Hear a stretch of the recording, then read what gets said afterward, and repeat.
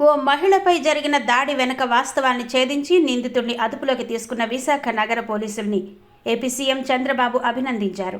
2 రోజుల క్రితం విశాఖకు చెందిన విజయదుర్గ అనే మహిళపై జగదాంబ సెంటర్లో ఓ వ్యక్తి దాడి చేసి దుర్భాషలాడినట్టు ఆమె సోషల్ మీడియాలో పోస్ట్ చేసి అనంతరం పోలీసులకు సమాచారం అందించారు.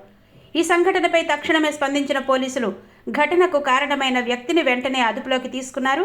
అయితే అతడి మానసిక పరిస్థితి బాగాలేదని ప్రాథమిక విచారణలో తేలింది. సమాచారం అందిన వెంటనే పోలీసులు స్పందించి వ్యక్తిని అదుపులోకి తీసుకోవడం, నిందితుడి వివరాలు తెలియకపోయినా ఈ కేసును ఛేదించడంపై బాధిత మహిళ సంతృప్తిని వ్యక్తం చేశారు. పోలీసుల తీరును కొనియాడారు. సదరు మహిళే స్వయంగా పోలీస్ స్టేషన్కు వచ్చి తనపై దాడికి దిగిన వ్యక్తి మానసిక అనారోగ్యంతో బాధపడుతున్నారని నిర్ధారించుకున్నారు. ఆయనను మానసికాలయంలో చేర్పించాలని కోరారు. నిందితుడిపై చర్యలు తీసుకోవద్దని విజ్ఞప్తి చేశారు.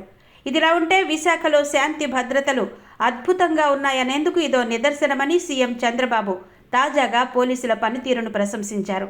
ఏపీ పోలీస్ శాఖ ప్రజల భద్రతకు కట్టుబడి పనిచేస్తోందన్నారు. మహిళల రక్షణ విషయంలో దేశంలోనే విశాఖ తొలి స్థానంలో ఉందని, భవిష్యత్తులోనూ ఎటువంటి ఘటనలు తలెత్తకుండా అప్రమత్తంగా ఉండాలని ఉన్నతాధికారులకు సీఎం సూచించారు.